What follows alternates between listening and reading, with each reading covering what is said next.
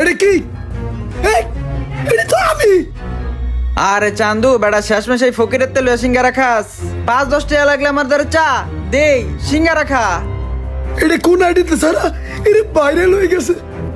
রুমানের বাচ্চা, 5-10 টাকা লাগলে কইস দিমুনে।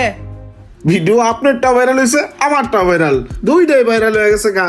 দেখ মামা, মানুষের কত কমেন্ট, কি কমেন্ট করছে। সব হাহারিয়ে।